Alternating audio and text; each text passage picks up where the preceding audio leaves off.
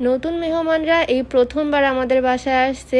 একদম সিম্পল কিছু আয়োজন করতেছি রাত্রেবেলা খাওয়ার জন্য। মাঝ রাতে রান্না বান্না করতেছি। বিয়ের অনুষ্ঠান শেষ করে রাত্রেবেলা নতুন গেস্ট নিয়ে বাসায় ফিরছি, আর তাদের জন্য একদম সিম্পল রান্না বান্না করতেছি। এগুলো হচ্ছে কাঠুয়া ডাটা, আমাদের নিজেদের বাড়ির জমির, নিজেদের গাছের শাকসবজি খাওয়ার না মজাই একদম আলাদা। বিয়েতে যেহেতু সবাই অনেক ভারী ভারী খাওয়া দাওয়া করতেছে, তাই ভাবলাম রাত্রেবেলা একদম সিম্পল রান্না বান্নাই করি। নতুন মেহমানরা 2-3 দিন আমাদের বাড়িতেই থাকবে। আমাদের বাড়িতে থেকে প্রত্যেকদিন আমরা একসাথে বিয়ে খেতে যাব। এক চুলায় আমি সুন্দর করে ডাটা বসিয়ে দিলাম, আর আরেকটা বড় কড়াইয়ের মধ্যে দিয়ে দিচ্ছি মাংস। বিয়ে বাড়িতে তো অনেক ভারী খাওয়া দাওয়া আমরা সবাই করছি, তাই ভাবলাম এখন মুরগির মাংসই রান্না করি একদম সিম্পল ভাবে। আমার রান্না বান্নার ভিডিও তো তোমরা অনেক বেশি পছন্দ করো, আর তোমরা অনেকেই আমার হাতের রান্না খেতে চাও। ভাবছি একদিন আমার টপ ফ্যানদের আমাদের বাসায় দাওয়াত করব, কি বলো? যাই হোক, মুরগির মাংসটা আমি বসিয়ে দিলাম, আর এখন রান্না করব ডিম ভুনা। তবে আমার 2 চুলায় 2 রকম তরকারি হচ্ছে, তাই ভাবলাম মাল্টি কুকারে রান্না করে ফেলি। এই মাল্টি কুকারটা তোমাদেরকে আগেও দেখিয়েছি।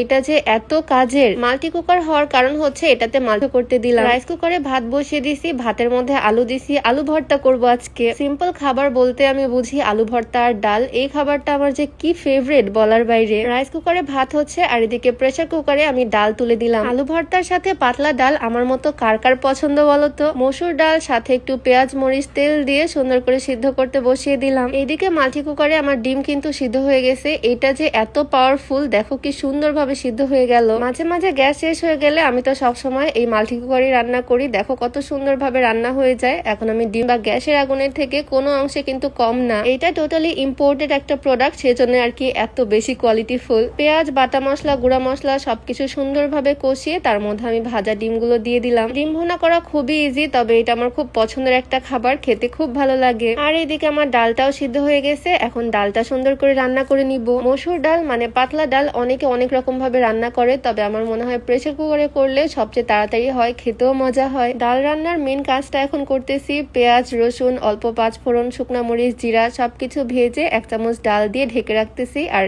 এরপর এইটুকু মিশিয়ে দিব মেন ডালের সাথে। আমার রান্না বান্না অলমোস্ট শেষের দিকে, আর এখন বাজতেছে রাত প্রায় 12টা। তবে আমাদের ইয়াং জেনারেশনের মেহমান, তারা তো ভোর 4টা-5টা পর্যন্ত জেগে থাকে, তাদের জন্য মাত্র সন্ধ্যা রাত। ডাল কমপ্লিট, মুরগির মাংস, ডিম সবকিছু রান্না শেষ। এদিকে ভাতও হয়ে গেছে। ভাত থেকে আমি আলুর টুকরাগুলোকে বেছে নিলাম, আর এখন সুন্দর করে আলু ভর্তা বানিয়ে ফেলবো। আলু ভর্তা এত সিম্পল একটা খাবার, তবে আলু ভর্তা আমার খুবই ফেভারিট। রান্না শেষে এখন সবকিছু সুন্দর করে সার্ভ করে নিচ্ছি। মুরগির মাংস, ডিম সবকিছু বাটিতে করে তুলে নিচ্ছি। টেবিলটাও সাজিয়ে ফেললাম। যদিও আজকে রান্না বান্নার আয়োজন একদম সিম্পল, তবে আমার ফেভারিট খাবার এগুলোই। দুপুরে বিয়ে বাড়িতে সবাই পোলাও, গরুর মাংস খাইছি, আর এখন মজা করে সিম্পল খাবার দাবারই খাচ্ছি। নেক্সট 2 দিন আমরা সবাই মিলে একসাথে বিয়ে খাবো, অনেক মজা করব। তো আজকের ভিডিও এখানেই শেষ করছি। সবাই ভালো থাকো, দেখা হয়ে যাবে নেক্সট ভিডিওতে। সবাইকে আল্লাহ হাফেজ, আসসালামু আলাইকুম।